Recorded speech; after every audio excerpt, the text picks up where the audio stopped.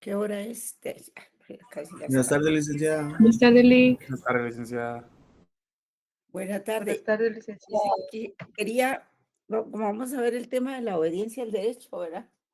Quería ver si podría exhibirles un pequeño video que dura 18 minutos, así para entender mejor la clase. Así es de que vamos a probar, a ver si nos da tiempo. Hacer las dos cosas, ver el video y, bueno, vamos a colocar el video acerca de la obediencia del derecho. Vamos a ver. A ver, pues. Ustedes me avisan si lo ven. Yo voy a cerrar mi micrófono por el problema de que si no, no se oye bien. Pero ustedes sí me pueden hablar a mí. Muy bien, A ver, licenciada. muy bien.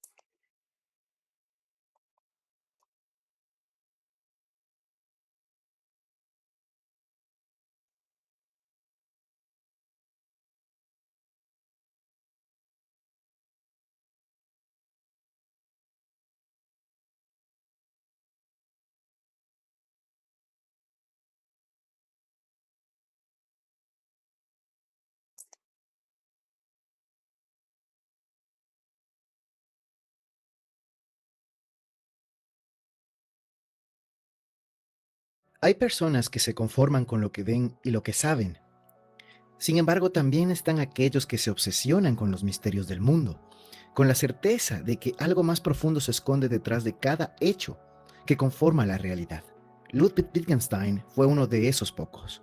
Un hombre que vivió al filo intelectual de la lógica y del lenguaje, intentando descifrar los más profundos enigmas de la naturaleza y que quizás no tengan una respuesta como esperarías. Desde el inicio, la vida de Ludwig Wittgenstein nos confronta con un enigma. No, no era jóvenes. No sé por qué se me coló ahí. En la famosa entrevista concedida al periodista Günter Gauss para la televisión de Alemania Occidental el 28 de octubre de 1964, Hannah sorprende a su entrevistador contradiciéndolo cuando él la presenta a la audiencia como filósofa.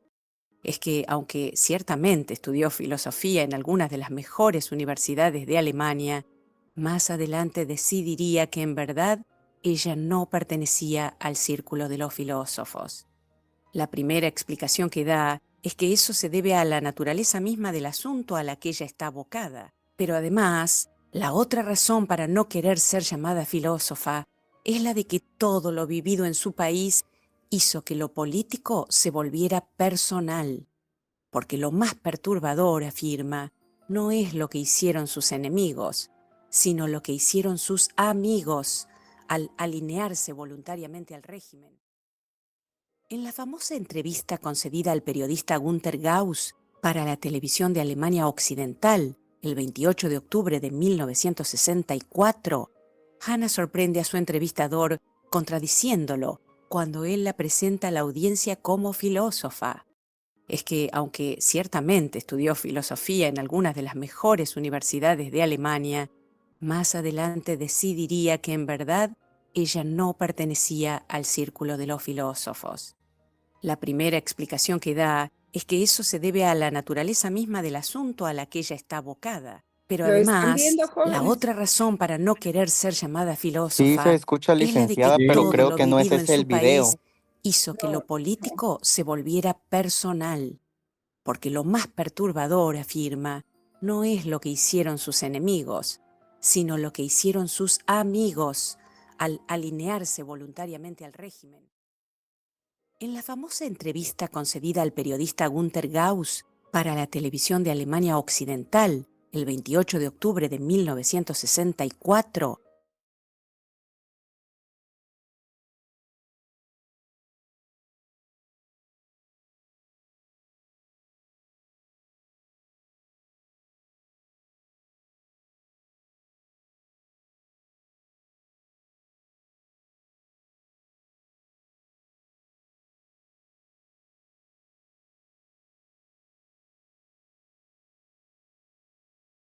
No era ese el video que yo había seleccionado. pero como hay muchos anuncios que se cuelan, ¿verdad? Realmente ahora cuesta un poco consultar el YouTube porque es colocando un anuncio, un video y inmediatamente llegan 5 o 6 anuncios, ¿verdad? Bueno, vamos a trabajar la clase mejor. A ver, vamos a trabajar hoy la obediencia al derecho, ¿verdad? Vamos a continuar. Si nos da tiempo, lo hacemos de último, pues. Si localizo el video, pues, porque es un problema. Bien, entonces vamos a continuar un poco con lo que teníamos ayer. De último, platicamos el miércoles sobre el positivismo jurídico, el positivismo ideológico, y luego para dar cabida a lo que es el punto de hoy, que son las razones para obedecer el derecho. Y entonces, este es un punto muy bonito, ¿verdad? Porque también el video alude a los problemas que causa la gente que obedece ciegamente sin, sin tener una autocrítica de su proceder, ¿verdad? ¿Cómo es que todos nos quedamos callados, por ejemplo? Porque el Tribunal Supremo Electoral, dice el filósofo en su caricatura de hoy, eh, el Tribunal Supremo Electoral no está funcionando, está desarticulado. Sin embargo, la gente no se pronuncia en eso, ¿verdad? Y tenemos otros problemas así torales que atañen al desarrollo de la sociedad guatemalteca, pero que nadie dice. Pero no haga decir lo del seguro, porque entonces sí todos se alzan, ¿verdad? Todos se alzan porque eso implica una obligación personal que debemos tener hacia con nuestros semejantes y hacia con el Estado, ¿verdad? Pero bueno, vamos a ver esto. Razones para obedecer al derecho. Aunque hay posturas enfrentadas entre los filósofos, ¿verdad? En cuanto a la obediencia al derecho, todos coinciden en el ámbito de la moralidad en detrimento del ámbito jurídico e incluso político. Eso quiere decir que pues la moralidad es un poco más importante. Y esta crítica hace que abordemos el tema desde la triple perspectiva, la obediencia al derecho como obligación jurídica, política y moral. Esos son los tres aspectos que hacen que nosotros obedezcamos al derecho, ¿verdad? Entonces,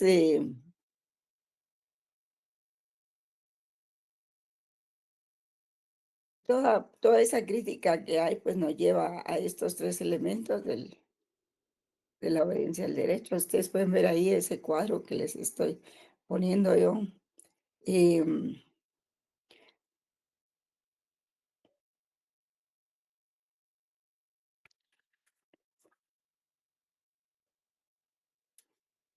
entonces, el derecho es producto de la voluntad del hombre y es una reacción contra las especulaciones teológicas y las construcciones metafísicas, ¿verdad?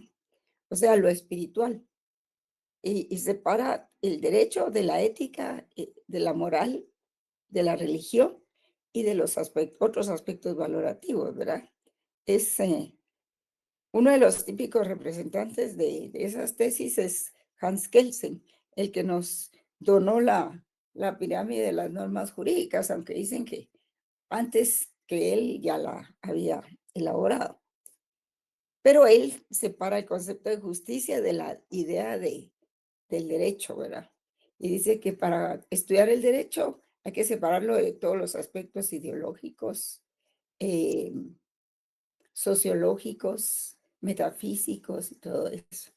Pero no aclara cómo queda el derecho si lo separamos de la justicia, ¿verdad? Y en su obra Teoría Pura del Derecho realiza ciencia jurídica a través de esa teoría y que consiste en hacer a un lado todo lo ajeno al derecho. Afirma que el objeto de la ciencia del derecho lo constituyen las normas jurídicas. Él se centra solamente en las normas jurídicas. Pero también hay otros autores, ¿verdad? Y el tratamiento teórico de la obediencia al derecho debe ser relacionado con cuestiones atinentes al tema, pues, al tema clásico de la obligación política también, porque, digamos, el derecho como obra humana en sí debe ganarse la obligación de ser obedecido por la justeza de sus normas, ¿verdad? Digamos que esa obligación jurídica es algo que está sobreentendido, aunque lo que no está sobreentendido y desconocen las sociedades es que el Estado tiene que tener cierta legitimidad para que el ciudadano sienta la obligación de obedecer, ¿verdad? Ya sea por la forma en que los gobernantes han llegado al poder o por el tipo de disposiciones que emitan y que los ciudadanos se sientan identificados con esas disposiciones legales que se están dictando. Claro que el asunto del seguro, ustedes vieron que hay una serie de políticos ahí que le pagan a ciertas personas, o mareros, o bueno, los mareros también son personas, para que hagan bochinches. Y entonces buscar una oportunidad de votar al gobierno, ¿verdad? Entonces, lo del seguro no era tan así, y eso viene desde hace 29 años que se está exigiendo.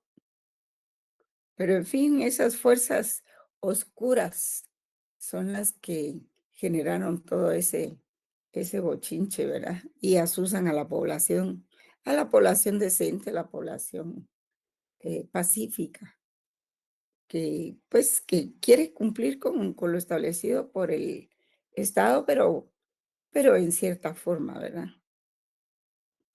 Entonces, por supuesto que no se sustituye la obligación política por la obediencia al derecho. La obligación política es un hecho más general del cual forma parte otro más específico que es la obediencia al derecho.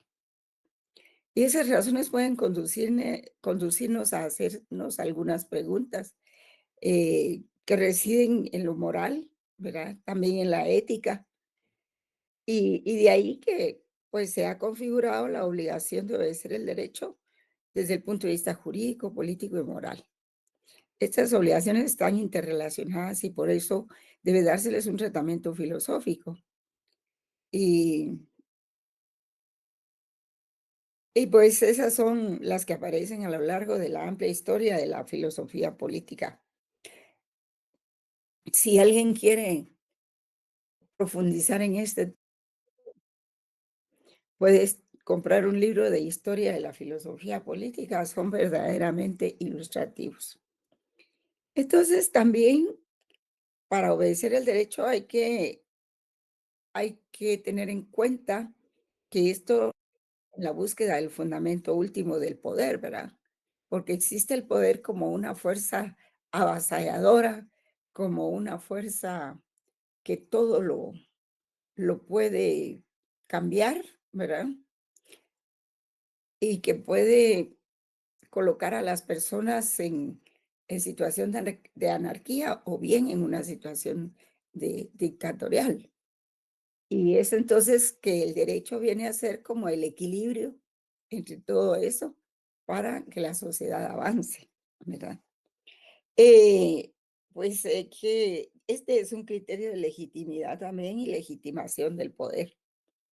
En Norberto Bobbio, la obligación política es un tema recurrente. La considera como la búsqueda del fundamento último del poder. Y por eso es que surgen esas preguntas, ¿verdad? Digamos, aquí ustedes pueden ver, antes de pasar a la siguiente filmina, cómo se define la obligación jurídica. El derecho como obra humana debe ganarse la obligación de ser obedecido por la justeza de sus normas. En cuanto a la obligación política, pues está basado en la necesidad de una autoridad, lo que es incompatible con la razón, porque no siempre la razón coincide con la política. Y la obligación moral, pues, deviene de una conciencia moral autónoma, voluntaria del individuo, que también emana de los derechos humanos. Y aunque muchos gobernantes quieren eliminar los derechos humanos, no pueden, pues. los derechos humanos son más fuertes que cualquier gobernante, que cualquier otra corriente, ¿verdad? Porque fueron conquistados a sangre y fuego. Entonces es algo que no pueden quitar así de un plumazo. Entonces, Norberto Bobbio dice, ¿por qué debo obedecer al derecho, verdad? ¿A quién debo obedecer y por qué? Y todas estas preguntas nos llevan a la naturaleza y función de la obligación política, ¿verdad? Hay otro autor que se llama Alessandro Paserini de Entrevés, otro que se llama G. Pasquino, que asumen esta tarea de la filosofía política propuesta por Norberto Bobbio. Y, y señalan a la vez con él, ¿verdad?, que la filosofía política pues viene a ser una búsqueda del criterio de legitimidad del poder, determinar el porqué del Estado, los motivos que exploran la obediencia que los hombres prestan o recusan al poder.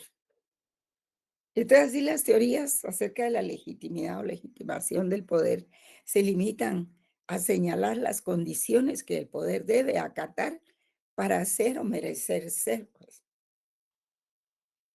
y que para que sea aceptado como válido, dejando indeterminados los modos en que se puede realizar, de hecho, estas condiciones.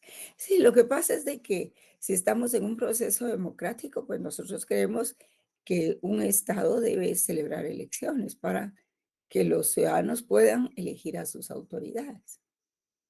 Pero si, por ejemplo, estamos en los años, aquellos 60 años que vivimos de dictaduras militares, ¿verdad?, que supuestamente se celebraban las elecciones y siempre salían los candidatos militares electos, ¿verdad? Hasta que se llegó a 1985 con Vinicio Cerezo y pues el primer civil en 60 años que iba a ejercer el poder. Y todos estábamos muy felices y contentos, ¿verdad? Pero lo que no sabíamos es de que ya la bota militar pues había hecho su espacio ahí y pues, no lo dejó gobernar, ¿verdad? Y así seguimos en ese rumbo. Entonces, la obediencia al derecho debe ser la cuestión más general de la obligación política, que equivale a decir que aunque el poder político, que es el Estado, el poder político es el Estado, jóvenes, nos puede exigir incluso por la fuerza la obediencia al derecho, no es lo mismo desde el punto de vista moral, político y jurídico. No es lo mismo un poder político aceptado que un poder político impuesto. No tienen la misma legitimidad.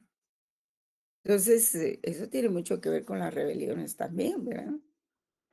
El poder político se tiene que hacer merecedor de la obediencia a sus normas por sus destinatarios, lo que significa que hay estados que se merecen obediencia y otros que no.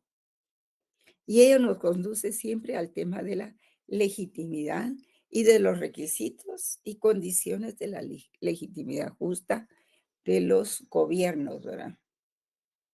Por ejemplo, hay dictaduras como la de Daniel Ortega en Nicaragua, ¿verdad?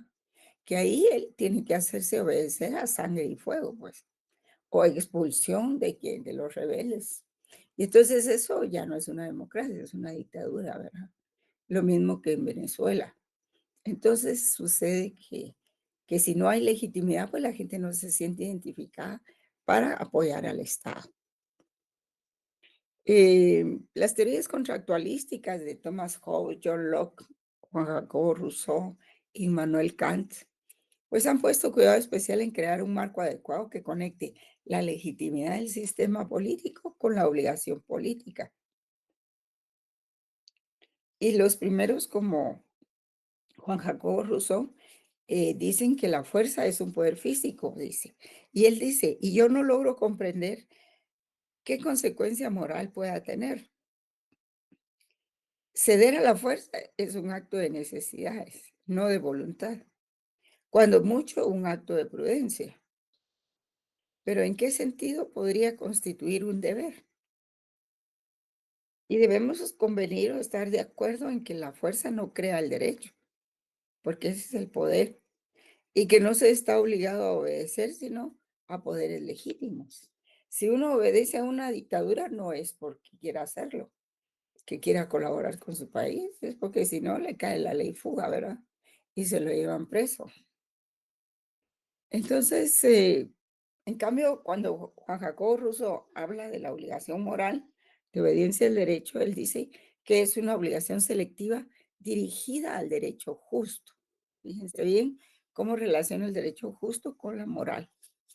Entonces, Juan Jacobo Rousseau estaba dando el paso desde la obligación política al establecimiento de las razones más fuertes para obedecer al derecho, tales como a la consideración de que el Estado como autoridad, o sea, el Estado es un poder autorizado, puede exigir obediencia para la consecución de un orden definido como justo y como tal, y solo como tal, susceptible de obligar a aquellos a quienes dirige sus mandatos.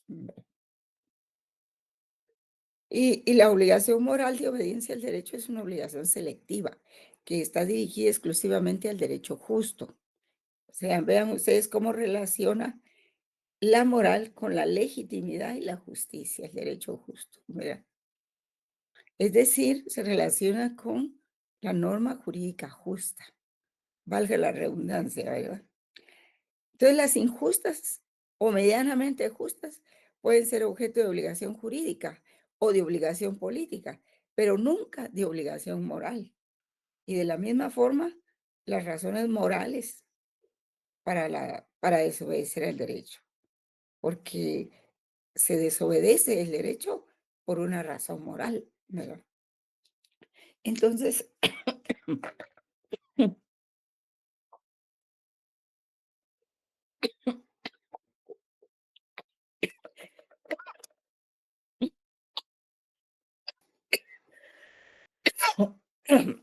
que se me seca la garganta.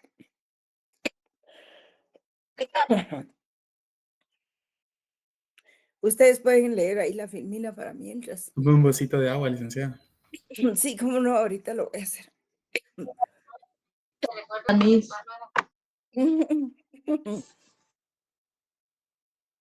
Es que se me fue un poquito de agua a la parte de donde no se debía ir. Entonces,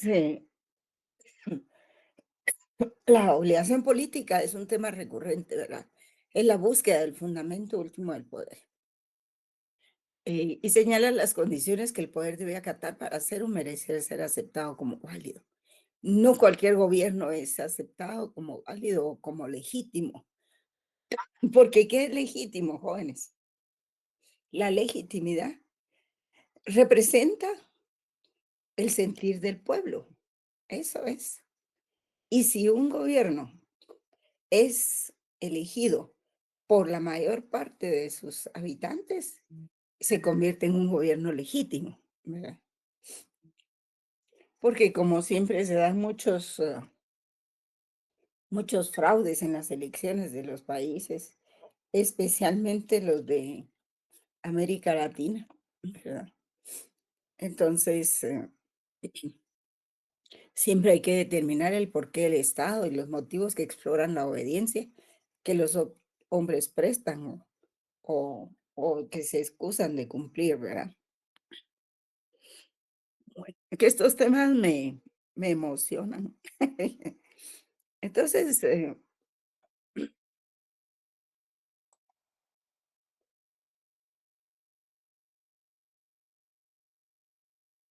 ustedes pueden ver ahí la filmina.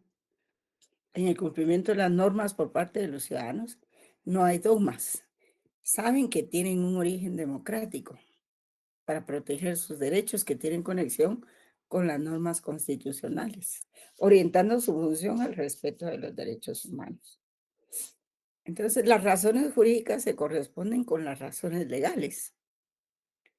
Y la obligación política perfecciona la obligación moral individual porque se apoya en razones morales. O sea, ven ustedes la importancia que tiene la moral en este sentido, porque están conectadas íntimamente con el sistema político. Presupone vida en sociedad, convivencia política y necesidad de tener una autoridad. Y es la suma de obligaciones legales y morales. Estas últimas cuestionan a las exclusivamente morales. Y bueno, pues Tampoco debemos confundir a veces la falta de experiencia o un poco la improvisación de los gobernantes con la legitimidad, ¿verdad? Porque, digamos, cuando un gobierno, como les decía, es electo por la mayoría de sus habitantes, es legítimo, pues, ¿verdad? Pero ya ven ustedes que en nuestro caso, pues, es solo el ejecutivo. Las elecciones de segunda categoría, que son las de los jueces, no, fueron totalmente diferentes, ¿verdad? Entonces, el problema de la desobediencia al derecho. Doctrinariamente, esto se denomina actos de desobediencia civil. eh, Son parte de un Estado democrático y se desarrolla en sociedades maduras que logran procesar sus conflictos aceptando que las leyes e instituciones legalmente establecidas pueden fallar, admitiendo un espacio para la construcción de interpretaciones distintas a las predominantes que pretenden ser consideradas justas, ¿verdad? Entonces, la desobediencia implica estrictas sanciones, ya que significa a menudo un riesgo para la seguridad de otros o de los intereses colectivos. Sin embargo, la desobediencia en este plano se puede deber a razones legales, éticas y o religiosas. O sea, ahí ya interviene la ética y la religión también. Entonces, el problema de la desobediencia civil, algunos lo definen como el acto de desacatar una norma de la que se tiene obligación de cumplimiento. La norma que debe obedecerse es por lo general una norma jurídica o en todo caso cualquier norma que el grupo en el poder considera investida de autoridad en el sentido de que su transgresión pues nos traerá inevitablemente un castigo, ¿verdad? Si se desobedece va a traer un castigo. Y pues esto puede ser activo o pasivo, ¿verdad? La opinión generalizada es de que todo acto contrario a la ley es siempre un acto ilegal, pero nosotros sabemos que no es totalmente así, ¿verdad? Pero la opinión generalizada es así, ¿verdad? De que todo acto contrario a la ley es siempre un acto ilegal que merece tanto el castigo positivamente definido, o sea, definido en la ley, como así también como la condena social, pero admite otro análisis desde la perspectiva de la desobediencia civil. En términos amplios está catalogada como desobediencia civil porque hace referencia a los deberes generales que todos como ciudadanos debemos reconocer, legitimando así el orden legal vigente, teniendo en cuenta que esto puede traer cambios en el orden social o político que afectarían la libertad de los ciudadanos. Pues sí, ¿verdad? La desobediencia civil corresponde a diversos ámbitos, entre ellos, fíjense bien, la desobediencia civil corresponde a diversos ámbitos, entre ellos la ética, diferir, disentir, protestar, no acatar órdenes inapropiadas o con las que no se está de acuerdo es el derecho y privilegio del ser humano. En un mundo como el nuestro, como en Guatemala, ¿verdad? A veces, el, hasta la desobediencia civil es necesaria, ¿verdad? Hay otro jurista Javier Sádava, que dice, si la sociedad no es democrática y no hay problema, porque no hay nada a lo que se deba obedecer, o habría que desobedecer a casi todo. Eso sería en las dictaduras, ¿verdad? Habría que desobedecer a casi todo. Una parte se niega a obedecer y la otra lo hace. Es decir, una parte se niega a obedecer y no obstante lo hace pacíficamente. Por ejemplo, negarse a pagar impuestos porque sabemos que se los roban, ¿verdad? Yo el otro día tenía que pagar un impuesto grande, pero realmente me pesaba pagarlo, porque dice uno tanto que uno se esfuerza por tener un ingreso para que luego otros se lo lleven así, ¿verdad? Sin más ni más. Entonces, la desobediencia en Guatemala está protegida, podríamos decir, por los artículos 5 de la Constitución Política. No sé si tienen ahí a la mano la Constitución. más sería el artículo 5, que habla de la libertad de acción. Una vez clara la definición de la obediencia, nos referimos al problema de la desobediencia al derecho. Pues cuando no se está bajo una normativa, los ciudadanos no tienen control de sus propias acciones y se violentarían los derechos de los otros como los derechos en común. Y también está el artículo 6, ¿verdad? No sé si ahí tienen la Constitución para leer los jóvenes.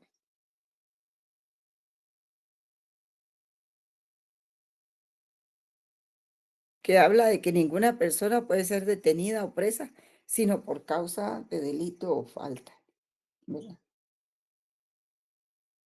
Y en virtud de orden librada con apego a la ley por autoridad judicial competente, ¿verdad? Se exceptúan los casos de flagrante delito o falta. Los detenidos deben ser puestos a disposición de la autoridad judicial competente en un plazo que no exceda de 6 horas y no podrán quedar sujetos a ninguna otra autoridad.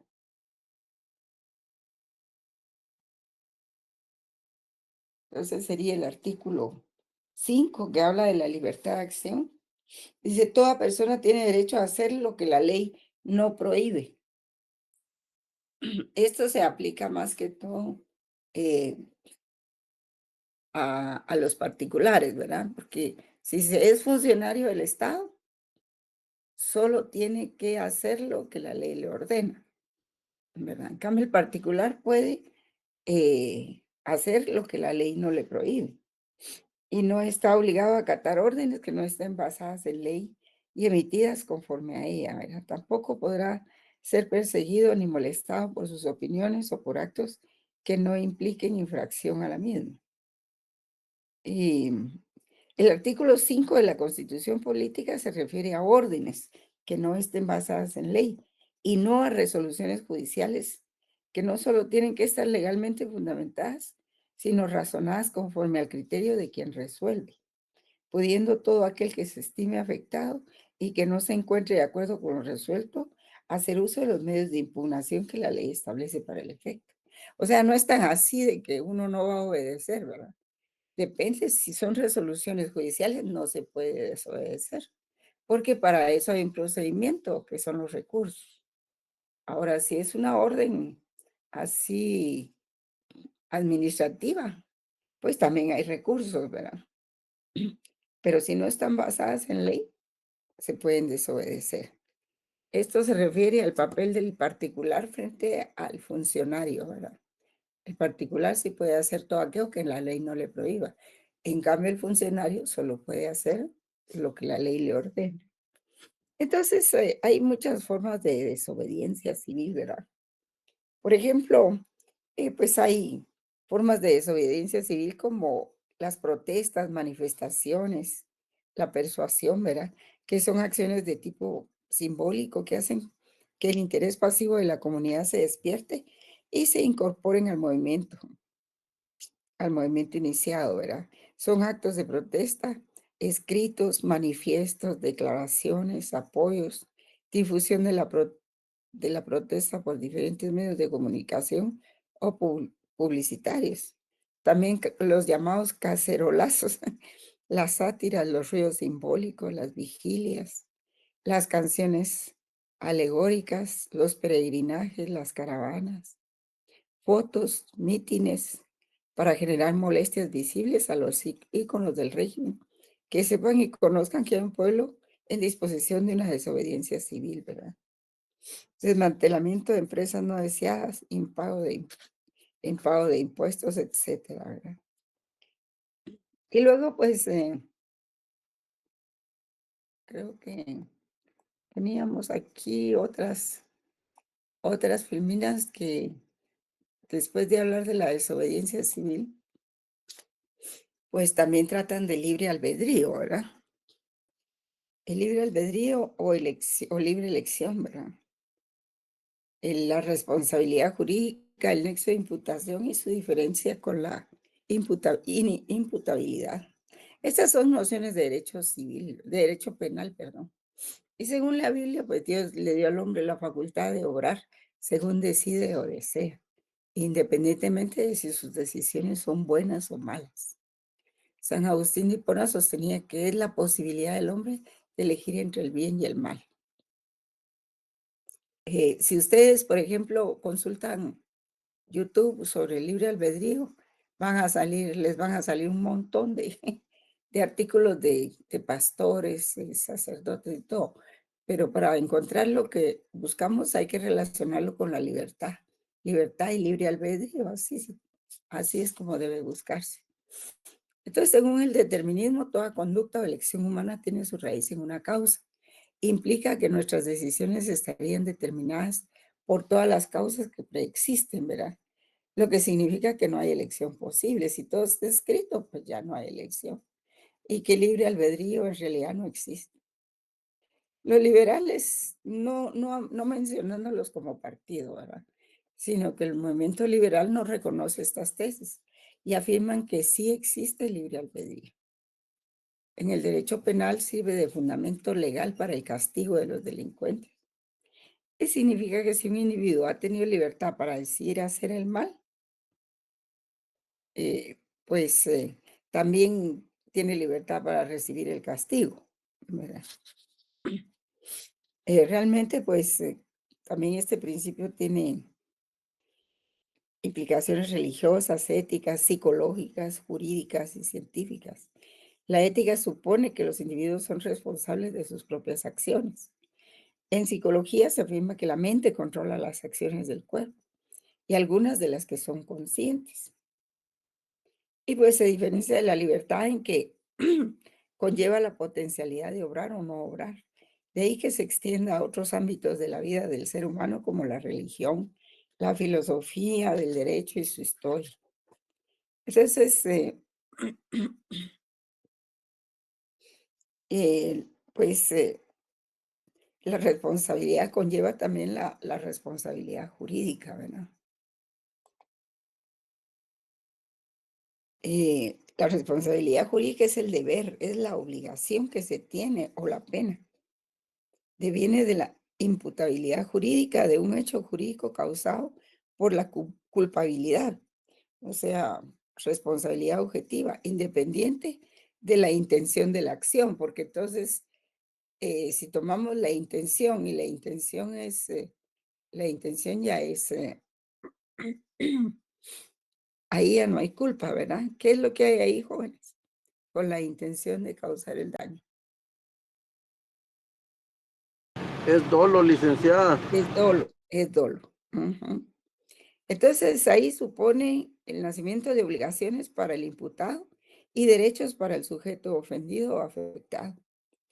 Y la obligación o deber constituye la comprensión de la persona acerca de su lugar en la sociedad, qué lugar, qué, qué lugar ocupa la persona en la sociedad y qué papel desarrolla dentro de la sociedad en que vive, ¿verdad? Y toda acción conlleva una responsabilidad.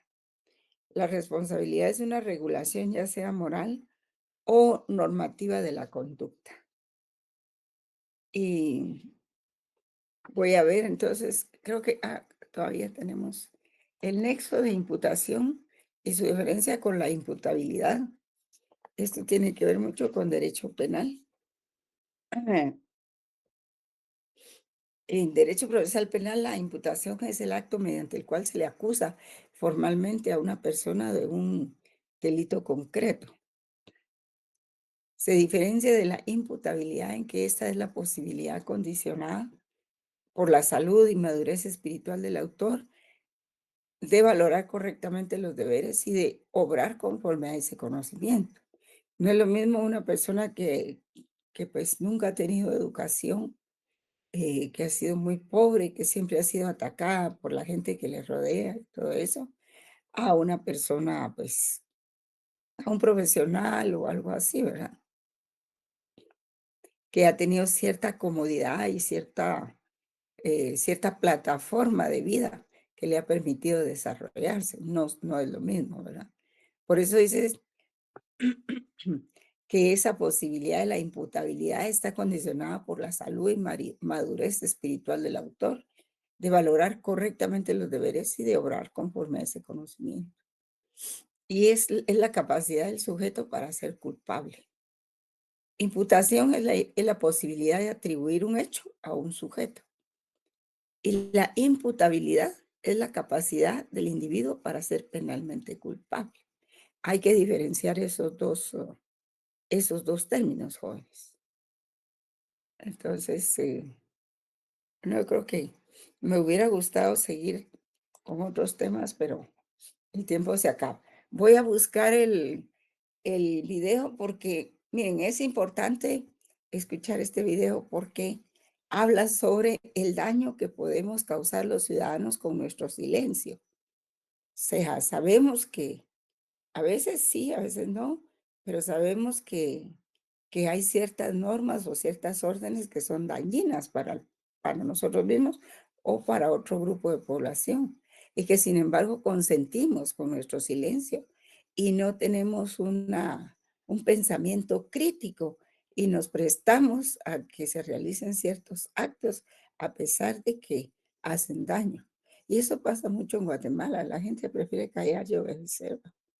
Bueno, también está la amenaza de que lo puedan llevar a un, a un proceso y luego a la cárcel, ¿verdad? Entonces, voy a buscar en este momento el video, jóvenes. Permítame un segundito.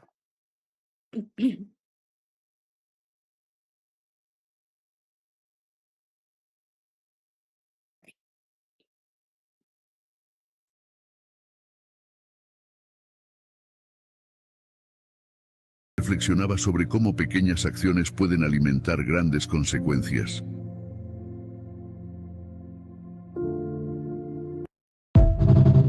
¿Pueden ver el video, jóvenes? En una conferencia Sí, sobre el licenciada. mal, un estudiante le pidió a Hannah Arendt que explicara su concepto de la banalidad del mal con un ejemplo sencillo. Hannah tomó un vaso de agua que tenía en el estrado y dijo: imagina que te pido que vacíes este vaso en el suelo. Podrías hacerlo sin pensarlo mucho, ¿verdad? Es una acción pequeña, insignificante. El estudiante asintió y ella continuó: ahora imagina que cada persona en esta sala hace lo mismo, sin cuestionarlo. El suelo se inundaría. Lo banal es justamente eso, una acción aparentemente pequeña que, multiplicada y aceptada sin reflexión, crea un daño enorme. Así funciona el mal. No siempre viene de grandes actos, sino de la indiferencia colectiva. El estudiante quedó en silencio, mientras el resto de la sala reflexionaba sobre cómo pequeñas acciones pueden alimentar grandes consecuencias.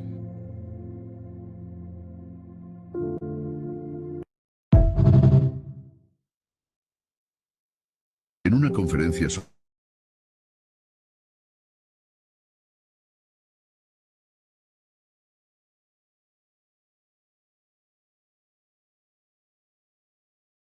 Concepto de banalidad que explica ahí.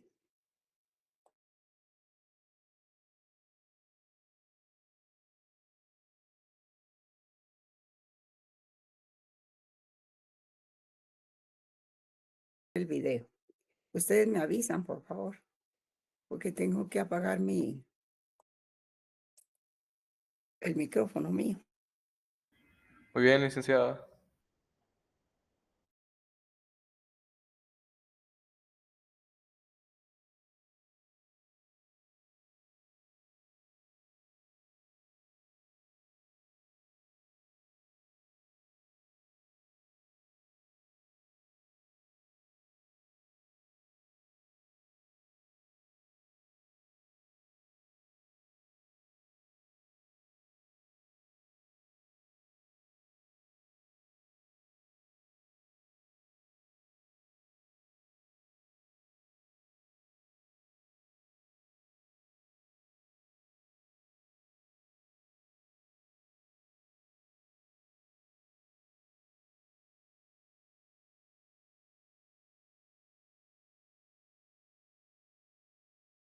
Jerusalén y que después se transformarían estos mismos artículos en Eichmann en Jerusalén. Un artículo o un libro, mejor dicho, de Hannah Arendt, donde habla acerca de este término que nosotros vamos a explicar o vamos a comentar en este podcast el día de hoy.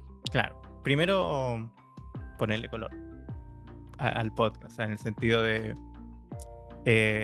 claro, la banalidad del mal, unos temas que nos piden mucho en los comentarios, nos mandan mensajes para explicarlo, todo eso, porque también es un concepto muy interesante, es muy entendible, muy interesante, le da como un nuevo aire a la reflexión filosófica del ámbito moral contemporáneo, y también es muy novedoso, porque claro, si uno lee un tratado de ética, digamos, Kant, Aristóteles, Stuart Mill, no aparece. Claro, hay muchos conceptos de ética que son muy actuales, como la bioética, etcétera, pero este parece ser un problema que es contemporáneo, es moderno, o sea, como que es propio de nosotros, por así decirlo, de nuestra época.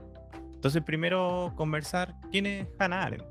Un poco sin entrar en una biografía, que ustedes podrían perfectamente buscar en Wikipedia. Lo relevante es que Hannah Arendt es alemana y es judía, y escapa de la Segunda Guerra Mundial.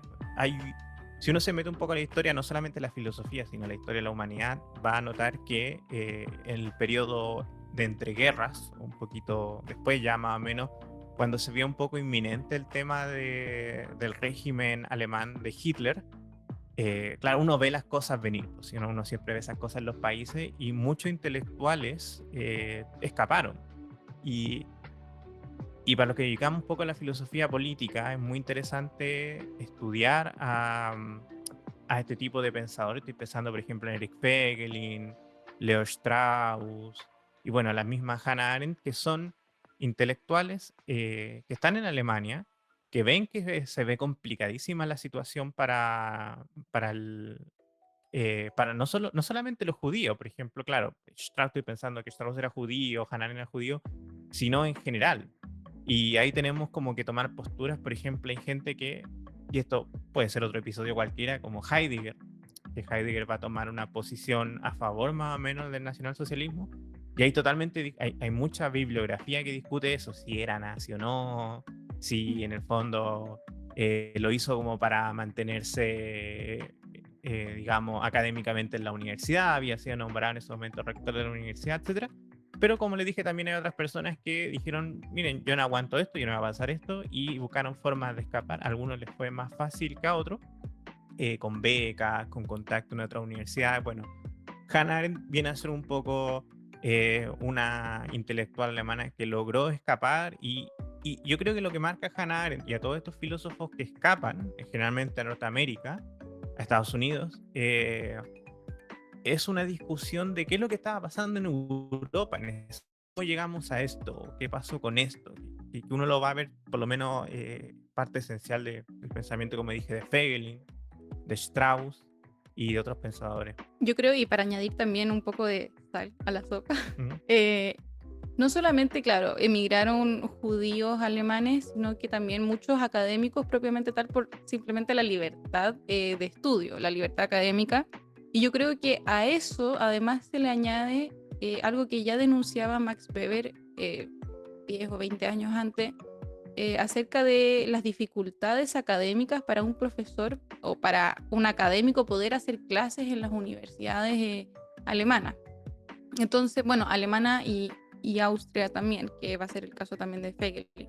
Entonces yo creo que ante el inminente totalitarismo, muchos académicos efectivamente emigraron a Estados Unidos, donde las condiciones eran diferentes, y ahí yo creo que van a hacer una carrera académica importante que ahora sí, yo creo, no habría sido la misma o no habría sido igual si se hubiesen quedado en Alemania. Claro, por eso digo, en el régimen, por eso hacía el énfasis, no escapan solo por ser judíos, y por eso pongo la figura, por ejemplo, de Eric Feigelin, que en el fondo es decir, en el régimen, con independencia de tu etnia, no tienes la libertad académica. Claro. Que tú buscas en este y cualquier régimen totalitario, que eso, el concepto de lo totalitario va a estar presente en Hannah Arendt en otras obras, por ejemplo.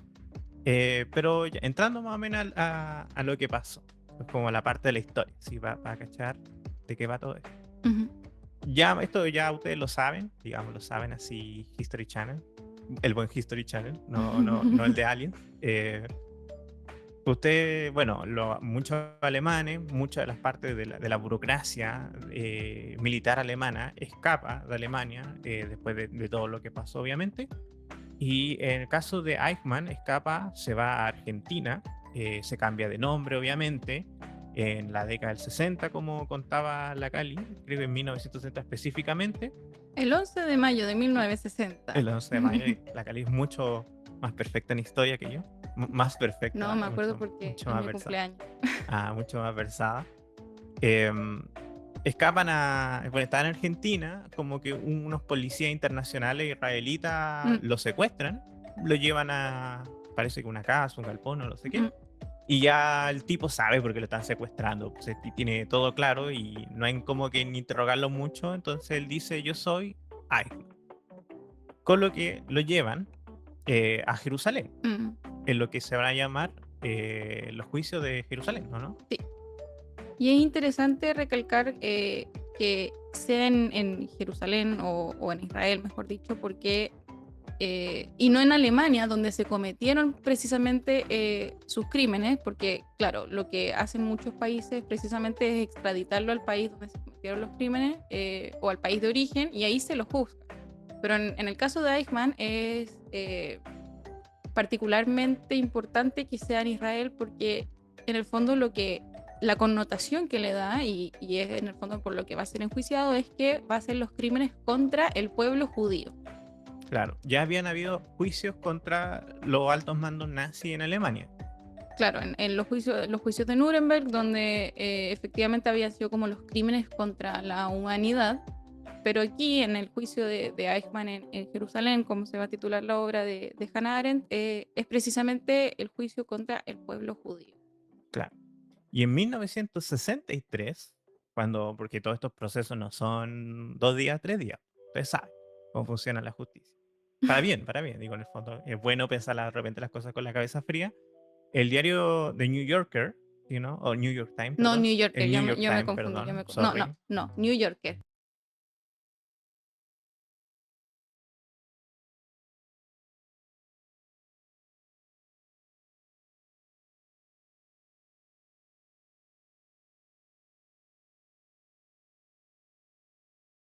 Licenciada, no tiene encendido su micrófono. Sí, aquí está. ¿Me escuchan? Ahora sí, licenciada.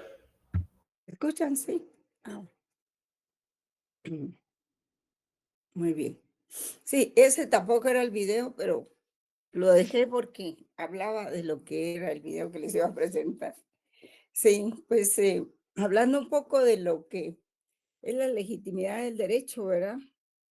Eh, hay que tener presente en este tipo de temas que el derecho pues también es una fuerza, ¿verdad? Una fuerza monopolizada que requiere unidad para ser respetada. Y esta fuerza es la institución, es todo lo institucionalizado, todas las instituciones que están organizados y controlados por el derecho, ¿verdad? Intenta lograr cohesión y aceptación, y aquí entra en conflicto la legitimidad y la legitimación. Hay que tener presente esto. La legitimación, pues, es la consecución del cumplimiento del derecho. Es decir, esta fuerza del derecho es respetada y todos obedecen al derecho. En cambio, para tener legitimidad es diferente, porque ha de ajustarse a las exigencias morales de la sociedad a la que se gobierna. Y cuando hablamos de legitimidad, hablamos de legitimidad democrática, pues en otros sistemas de gobierno existe una legitimidad diferente. En la legitimidad en otros sistemas de gobierno, pues, perdón, en la legitimidad en democracia se trata también de permitir la participación y la voluntad de los ciudadanos. Entonces, la legitimidad es un término utilizado en la teoría del derecho, en la ciencia política y en filosofía, que define la cualidad de ser conforme a un mandato legal, a la justicia, a la razón o a cualquier otro mandato cierto, ¿verdad? Legitimidad significa que es conforme a las leyes. Hay que tener presente eso. Legitimidad significa que es conforme a las leyes. Justo, perfecto, completo, permitido, verdadero y genuino. Ese es la definición de legitimidad.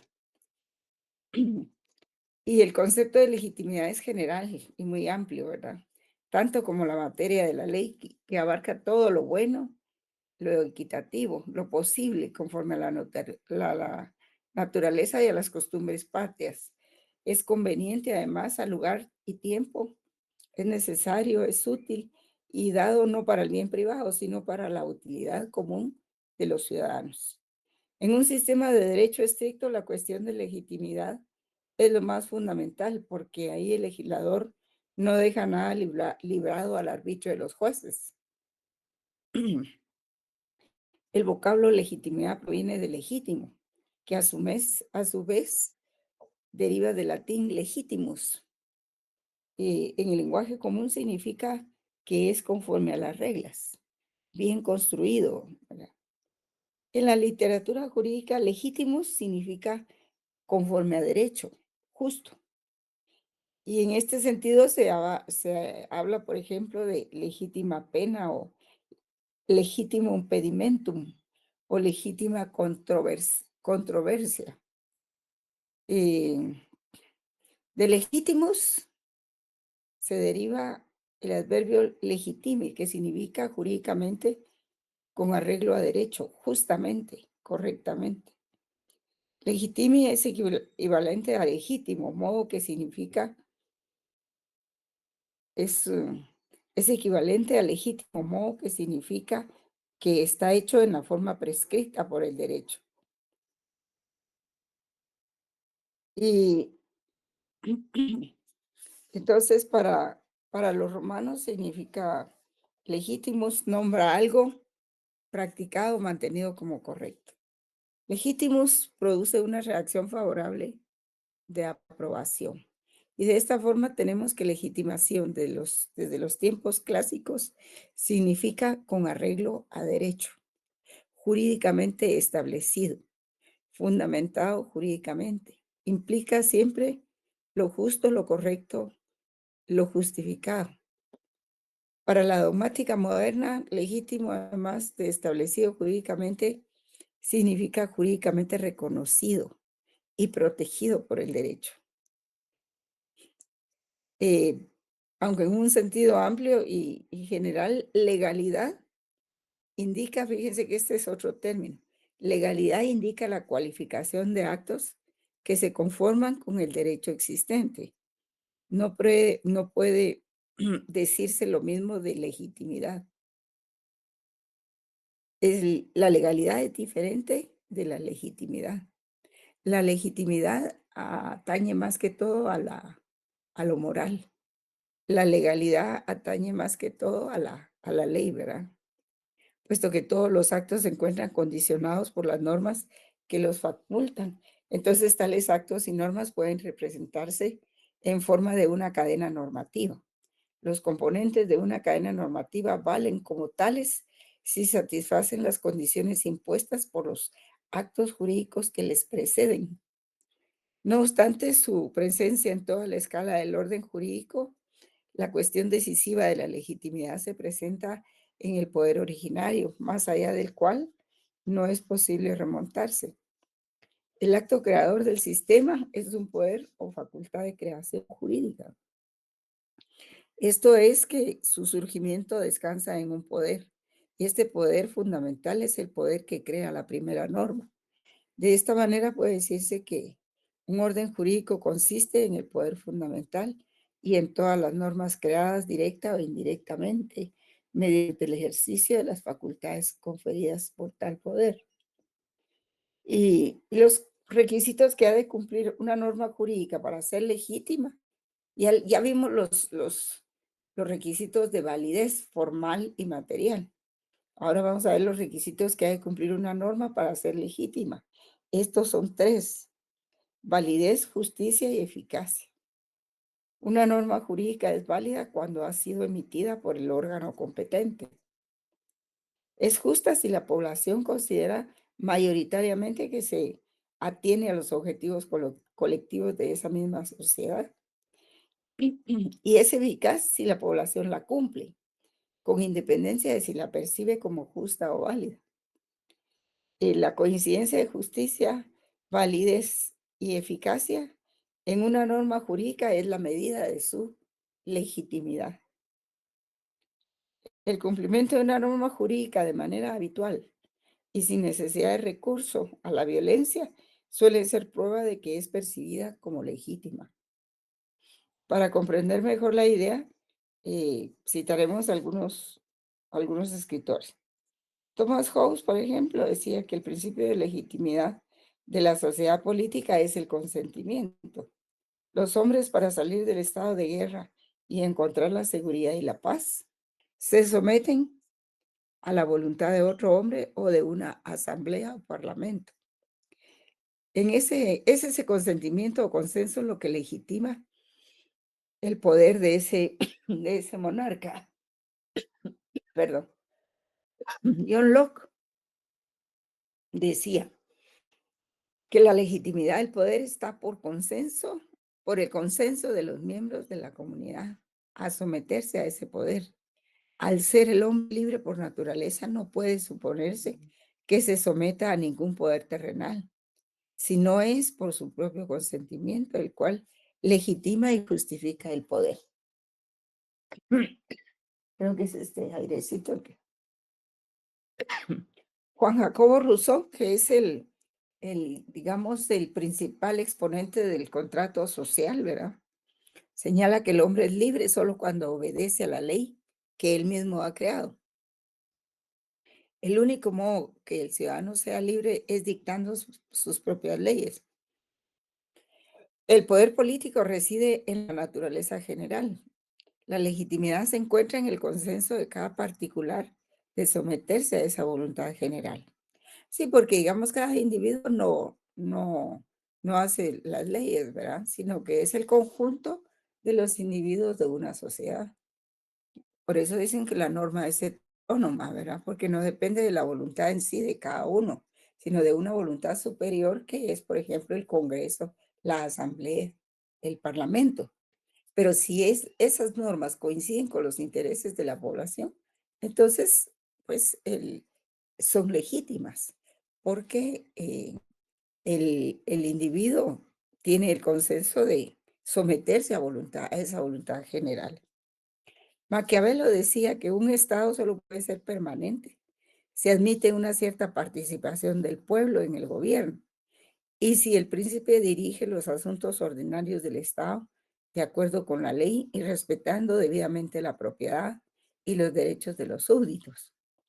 El gobierno es más estable cuando participa en él la mayoría. La legitimidad se basa en principio, en la fuerza, pero también es necesario que el príncipe no solo sea odiado, sino que cuente con el afecto de la gente y que se encuentre sometido a la ley. Hans Kelsen busca fundar todo el poder en el intento de reducir la noción de Estado a la de ordenamiento jurídico. Él solo piensa en la norma, ¿verdad? La norma jurídica. Por ello, el poder último equivale al poder soberano de la tradición sobre una norma superior que autoriza el poder. Así, este es legítimo solo cuando es autorizado por una norma. Max Weber decía que la legitimidad es entendida como la justificación de estar investido de poderes de mando. El monopolio de la fuerza no es suficiente para caracterizar un poder como político, en la medida también que es necesario que el poder sea legitimado. O sea, leyendo de nuevo, el monopolio de la fuerza no es suficiente para caracterizar un poder como político, en la medida que también es necesario que el poder sea legítimo o legitimado, reconocido como válido bajo algún título, ¿verdad? Sí, eran algunos términos que es importante conocer, jóvenes, que se refieren a la relación entre el derecho y el poder. No sé si ya les mandé este documento, Si no, se los voy a enviar. Revisen ustedes entre sus papelitos ahí que les he enviado, ¿verdad?